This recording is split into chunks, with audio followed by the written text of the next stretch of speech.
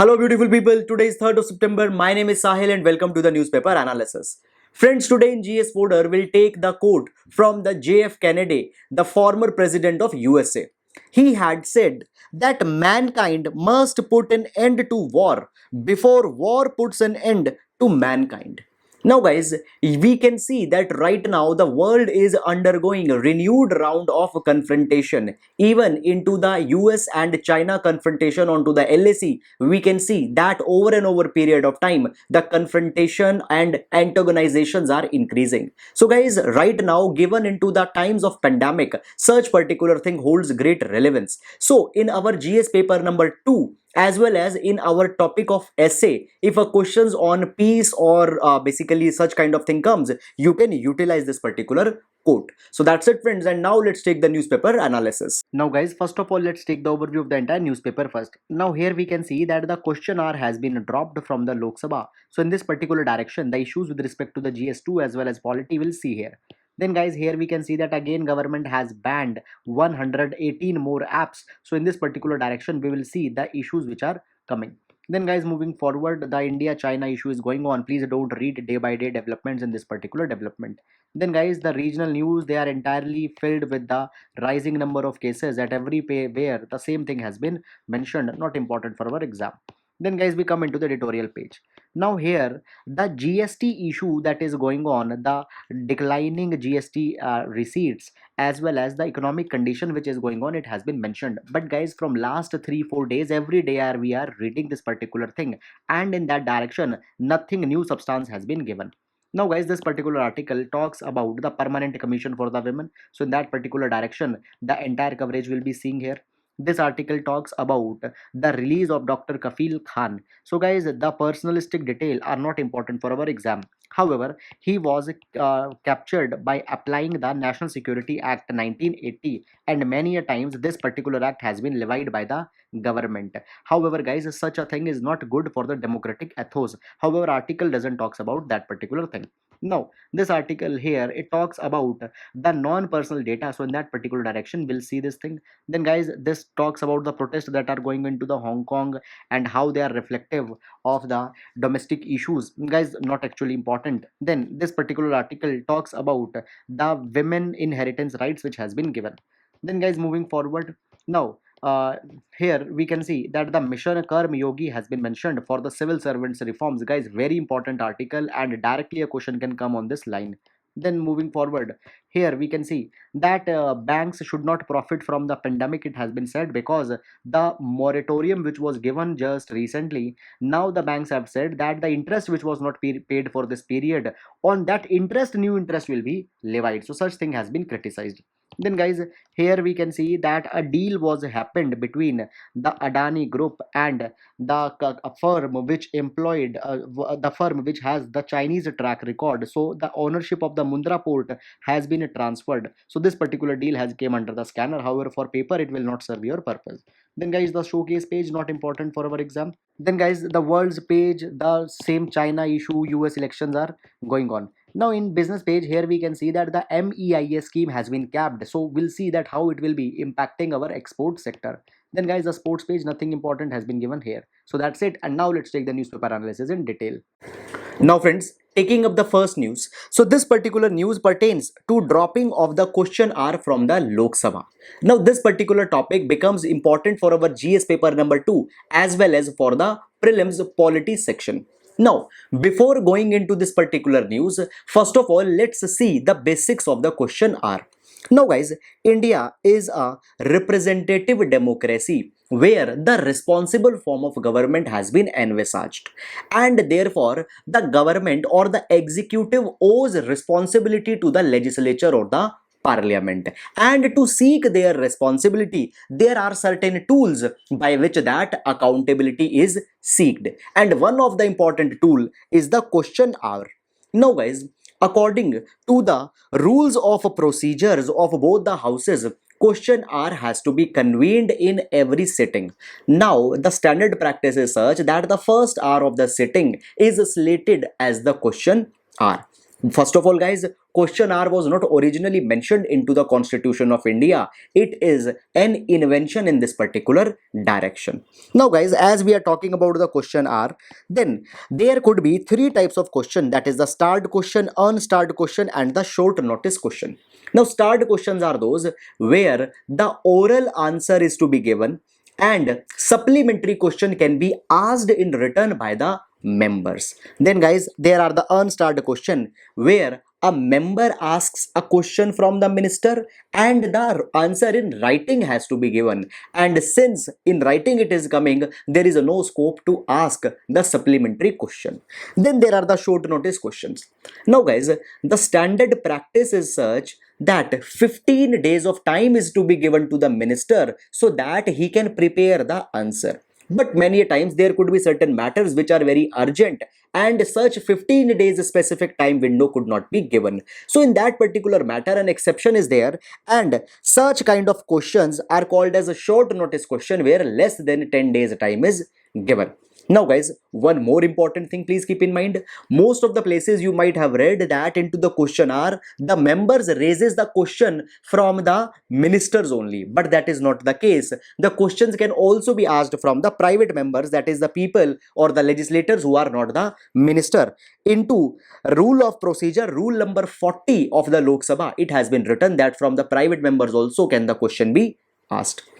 Now guys, if you have read the newspaper, at all the places it has been said that this is the first time that the question R is being suspended. So is it really the first time? So guys, in that particular thing, no, it is not the first time that the question R has been suspended. Now, there have been 4 occasions when the question R has been suspended. For example, the 33rd session, 93rd session, 98th session and 99th session, the question R was not there. But these all sessions were the special sessions which were convened for a specific purpose, and for the special sessions there is no need to hold the question R. So guys, actually when it is being said that for the first time it is happening, so that thing is also true, because the right now the session which will be held, it is a regular session and not a special session. It is just a regular monsoon session which is being held. So therefore it has been criticized a lot. Now, it has been said that by this particular thing, government is staking up the accountability, is not giving the accountability to the legislature, and it is a breach of the representative form of democracy. Now guys, certain other kind of options are also coming. It has been said that if questions are being suspended, the matters can be raised into the 0R. So 0, because 0R will still be there. But there is a problem. In 0R, the minister is not liable to answer the question, whereas question R, a minister is liable. So therefore, it has been said that such a thing cannot be a substitute to the question R. Moreover, guys, this particular thing, it has also been said that it is high time that we had seen that such kind of humanitarian, economic, health miseries have been there, and there are large number of questions. So therefore not only the constitutional obligation is there, rather a moral obligation is also there onto the government that it should entertain all the questions, and in that particular direction such a thing is not appreciable at all. So guys, that's all about this particular article, and now we'll move to the next article. Now friends, taking up the next article, so it pertains to the recent government ban on 118 applications. Now guys, earlier 59 apps were blocked and now 118 more apps have been blocked. First of all guys, how these apps have been blocked? These apps have been blocked by the Ministry of Electronics and Information Technology by using the section number 69A of the IT Act. Now guys, under section 69A of the IT Act, there has been said that in certain instances where such kind of actions are being taken which are not in the interest of the sovereignty, integrity or defense, such actions could be taken. Moreover guys, specifically there are the IT procedure and safeguard for blocking of access of information by public rules 2009, which gives a specific power to the government that it can suspend such kind of applications, such kind of websites. So therefore by using these two particular provisions, such kind of action has been taken. Now guys, what are the grounds for which action for which this action has been taken? Government says that these apps were taking the into an unauthorized way. They were stealing the information, and such information was being transmitted to the servers which are not located into India. It has been said that such on unauthorized access leads to data mining and data profiling, which could be used for the purposes which are prejudicial to the sovereignty, integrity, defense, and security of India. So, therefore, to preserve it, such kind of action has been taken. Now, guys, we can see that this action has come into the aftermath of a new round of confrontation which has begun at the LAC. Now, two kind of viewpoints are coming. One viewpoint is saying that such action is desired because along with the military and the kind of a physical reply, such kind of gestures are also needed. But guys, on to the other hand, there is one specific judgment of the Supreme Court which we can utilize it. So there was the Puttaswamy case, into the Puttaswamy case, the right to privacy was recognized. And there, the Justice D.Y. Chandrachud, he said that whenever government is blocking any information, then it has to meet the three-level test. What is this three-level test? First of all, this three-level test is also called as the doctrine of proportionality. So this doctrine of proportionality says that the action where the information is being blocked or where the access is being blocked, it needs to be legal. So it is legal. I had shown you that under section 69A as well as IT rules of 2009. Then it needs to be legitimate. Then third is that it needs to be proportionate to the objective. Now these are two tests, legitimacy and proportionality, which has often been brought into the conflict.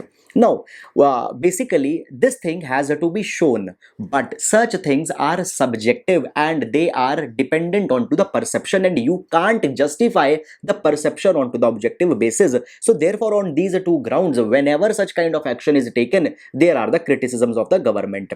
If I tell you, into the Jammu and Kashmir, the suspension of the internet has taken place. So in Anuradha Bhasin case, where the Supreme Court said that the right to internet is a fundamental right, there also it was said that whenever government will suspend the internet, these three-level test has to be seen. Now guys, these are two levels, that whether it is legitimate, and the third one, that is whether it is a proportional.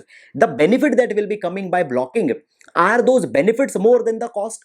These things are something which can't be actually been shown on the objective grounds. So into the coming days, you will be seeing that there will be certain counters. So those counters will be centering onto majorly these grounds only. Now guys, moreover, even under the section 69A of the IT Act, when the government is banning such kind of things, government needs to have some specific information which could be furnished, that on what basis government has acted. But earlier also, when the 59 apps were blocked, government didn't furnish such information. So onto the ground of legality also, such things has also raised the questions. So guys, into that particular thing, these are certain issues in this particular direction. So that's it. Now we'll move to the next article.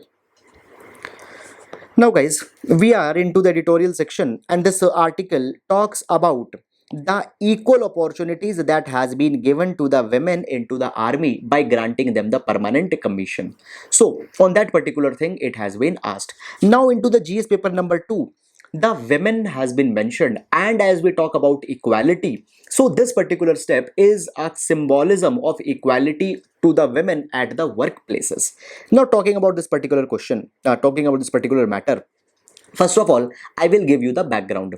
Now, background is such that originally from the start, women were not given entry into the armed forces. However, for the first time, women were started to be given entry into the services in 1992, when women's special entry scheme was announced.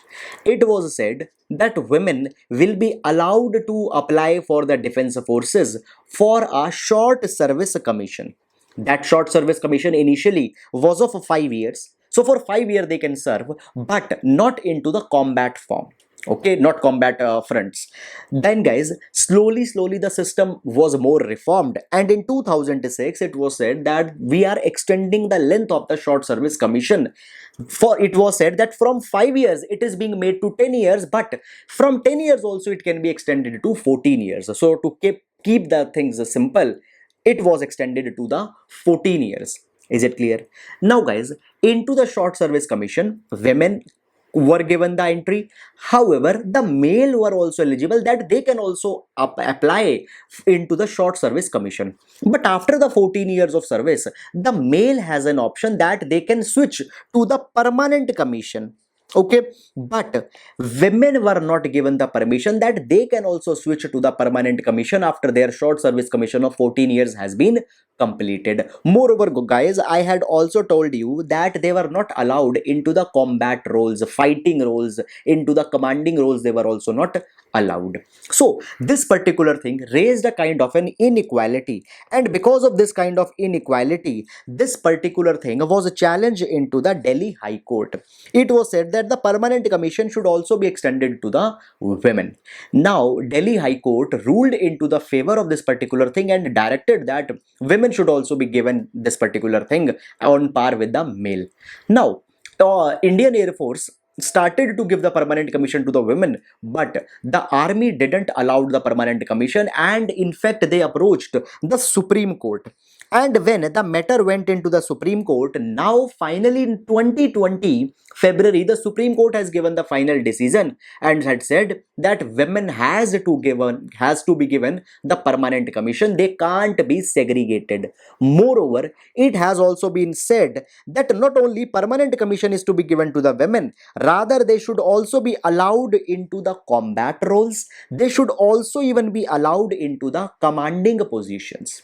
Is it clear? In this particular direction, the Ministry of Defense had passed a formal order also, and now the permanent commission has been given to the women. So this particular thing is a kind of a battle by which women had won a kind of an equality at the workplaces.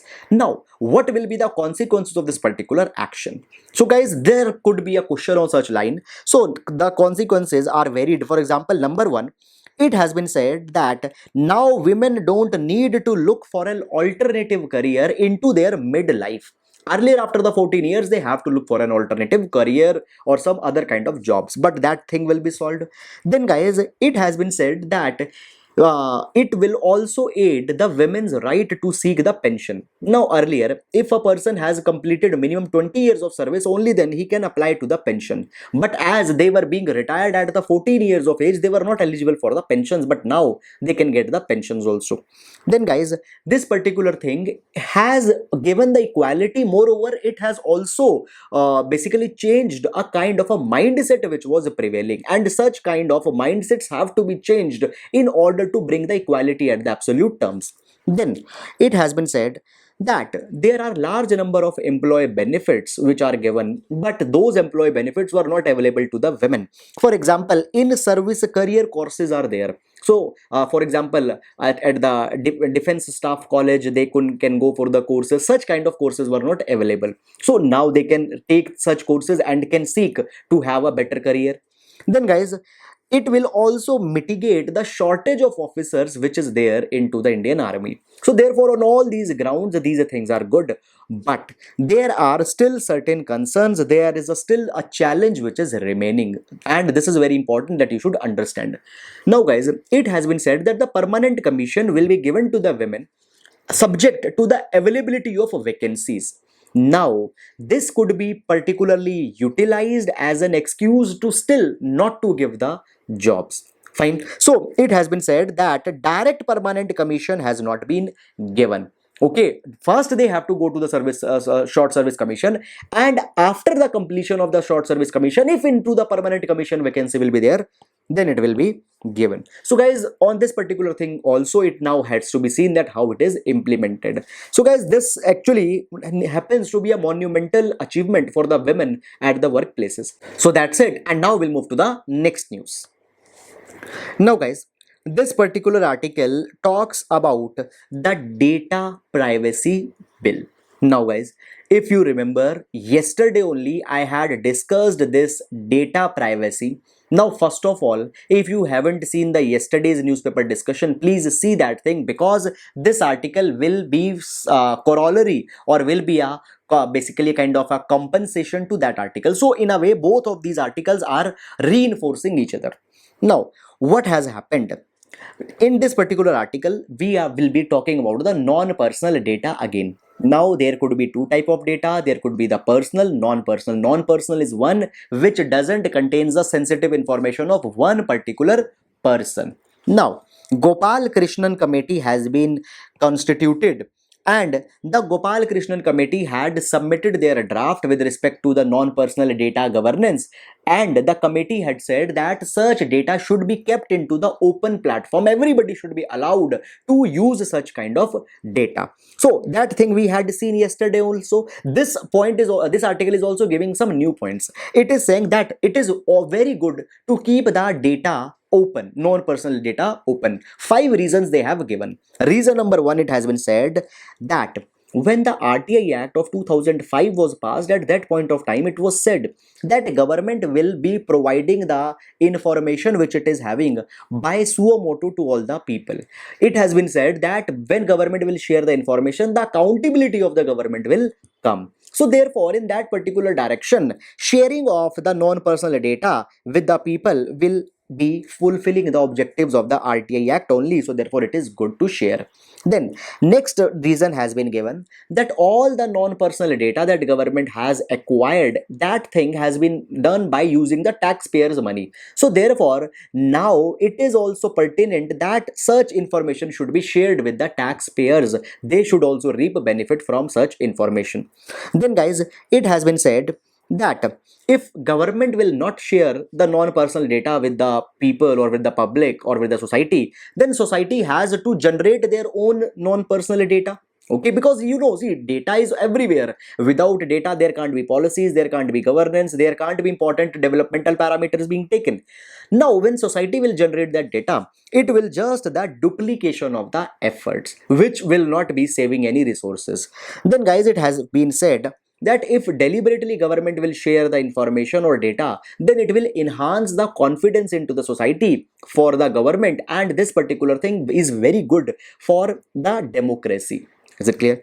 After that guys, it has been said that it will be beneficial in general, beneficial in general for the society as a whole. It will just create a good kind of ecosystem. So these are the 5 reasons which has been given. Now guys, one more reason, okay, apart from these 5s. See, there you might have heard many a times about the digital India, and the digital India is based on 9 pillars. Okay, and one of the pillar of the digital India plan is that information to all. So information to all, so therefore it means the data to all. So on to such kind of parameters, the information or the data is to be shared with the public. Now guys, it has been said that even government has also taken certain efforts. What efforts government has taken? Number 1, government has made the National Data Sharing and Accessibility Policy 2012. Now, such kind of a policy, government says that they will provide themselves all the data into the machine readable format, so that the people or the society can use it. So this is a very good thing. You can utilize it into your question, that how government is opening up itself in e-governance. Also you can utilize such a reference. Next, it has been said that government has also made the open government data platform, and all the information, the non-classified one, which is with the departments of government, ministries of government, that information will be shared from here. So these are the 2 initiatives which has been taken. Now guys, it has been said into the article that these 2 provisions are very good. Government is sharing information, non-personal data, but there is first of all large number of ambiguity. For example, into the non-national data sharing and accessibility policy, what kind of data will be shared, on what conditions the data will be shared, when the data will not be shared, what are the rights of the people who access that data, such kind of things have not been mentioned. So there is huge ambiguity. Moreover guys, even 2 initiatives are there, but implementation has not always been good. And here comes the criticism. It has been said that the Gopal Krishnan committee, which talked about the non-personal data governance, it has not looked into these policies. It has not made an intervention that how government needs to work on them for their reformation. So here the Gopal Krishnan committee onto the non-personal data has fell short. So guys, this can be utilized when we will be making the critical analysis if a question comes onto this particular line. So guys, this is all about the non-personal data, why it needs to be shared and what problems are there. So that's it. Now we'll move to the next article.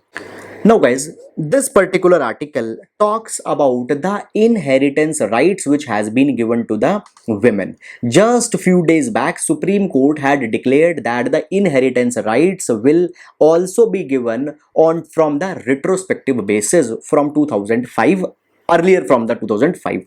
Now guys, such a thing is very important for our examination GS paper number 2 as well as GS paper number 1. However, much more comprehensively than this article I had discussed already in 12th of August at this particular timestamp when this particular judgment was made. So guys, please do look that, because from the very background I had discussed this entire matter there. So that's it. Now we'll move to the next article. Now guys, this article is very important for our GS paper number 2, where we talk about the civil services reforms. Okay, as well as in GS paper number 4, there could be the much implication of this particular article. Now what has been happened? The cabinet has passed the Mission Karma Yogi. Now Mission Karma Yogi is a civil servants reform. Okay guys, now what has happened? It has been said that the National Capacity Building and Performance Evaluation Program for civil services has been begun. Now if we had seen that there are large number of criticism that our bureaucracy, our civil servants, we have a blotted bureaucracy and the biggest bureaucracy, but not the efficient bureaucracy. Why? Because a kind of attitudinal problem is there. There is a problem with respect to the competencies, and many times they are not able to perform. So all these things will be rectified by the Mission Karma Yogi. Now guys, first of all, on whom these Mission Karma Yogi will be applicable? So more than 46 lakh central government employees at all the levels will be coming under this Mission Karma Yogi. It has been said that it is a kind of a post recruitment reform of the human resource. Once they has been hired, how they can be constantly been upgraded.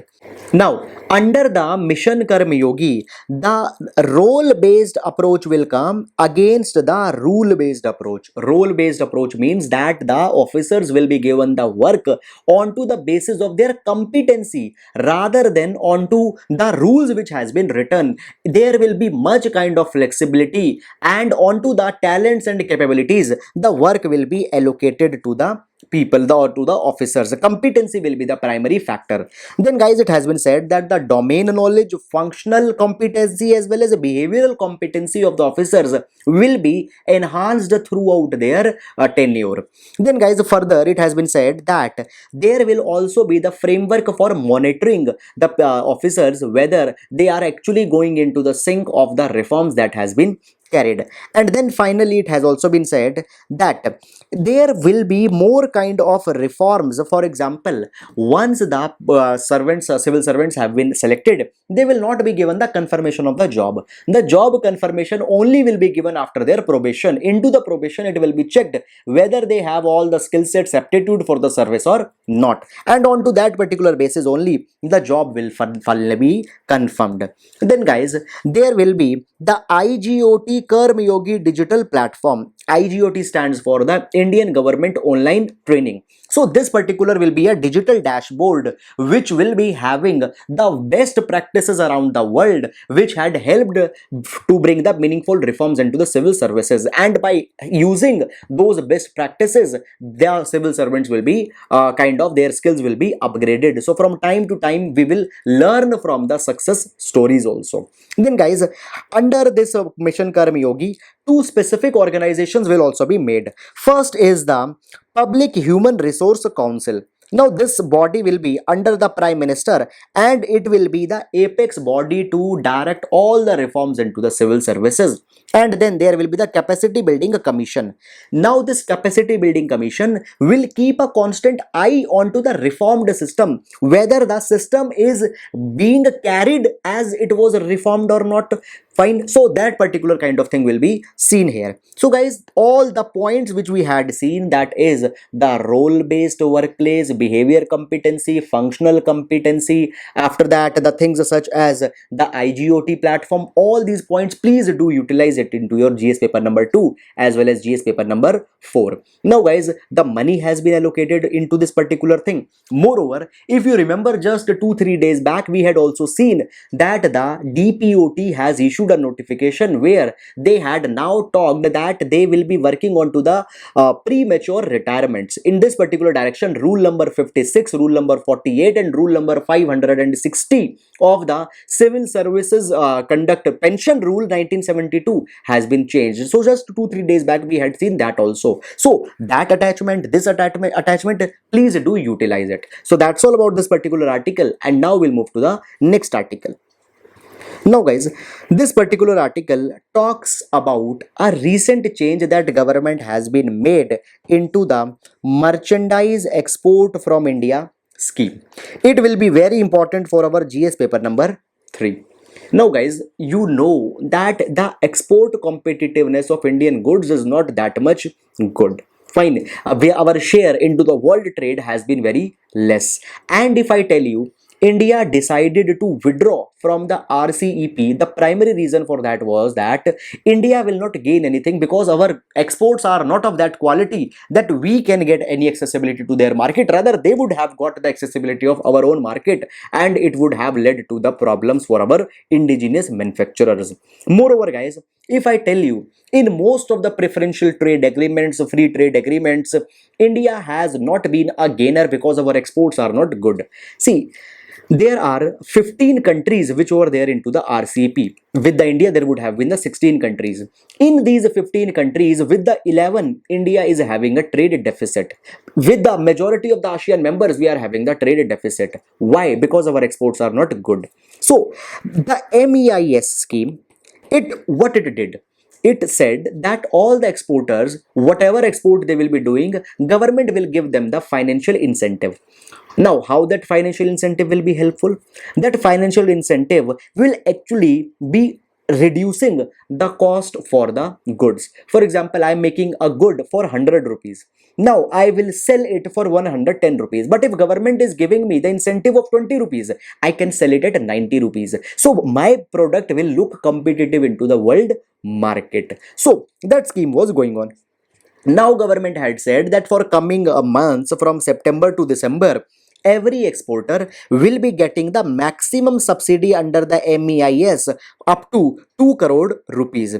So every IEC number, that is the import export code, will be entitled of maximum 2 crore of subsidy. Now there are very few large exporters, but even those exporters will now be facing the problem. Why? Because the goods which will be exported now into the September October, their prices and everything has been finalized even before, and when those prices were finalized, the people, the merchants, they finalized keeping one entitlement that they get under the MEIS also. Now what they have to do, they have to renegotiate the price from the foreign buyer, and that particular thing will not be materialized. Moreover, guys, earlier also I told you that our goods are not competitive. This particular thing will again putting an additional drag onto that particular thing.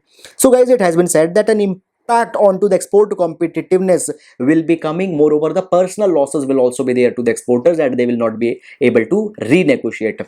Now, such kind of policies are not at all good seeing the present times. Now, these are the times when it is accepted that government needs to have the financial prudence. But this is also the time when the fiscal stimulus has to be given. And that stimulus not only to the domestic manufacturers but to the exporters also, so that they can enhance the export of the goods. But such kind of things are not actually fulfilling the logic which is needed into the present times. So guys, into the GS paper number 3, when we talk about that why the India's goods into the foreign markets are not competitive, you can put this particular thing as a reference here. So that's all about this particular article, and now we'll move to the question section. Now friends, please pause the video and try to answer the question. Question number 1 is with respect to the Science and Engineering Research Board. Please read the statements and identify the correct code. Now, question number 2 is about the Deheng Patkai Wildlife Sanctuary. So guys, please read the statement and identify the correct code. Now, question number 3 is with respect to the Godan Nyay Yojana. Please read the statement and identify the incorrect code. Question number 4, it talks about the reports published by the UNCTAD. Please read the statement and consider the correct code. Now friends, the main question for today. This particular question is from GS paper number 2 and it is a 10 marker question.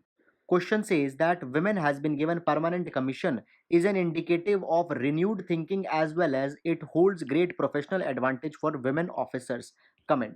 So guys, please try to provide all different type of dimensions in this particular regard. So that's it. I hope you have liked the discussion. Thank you so much.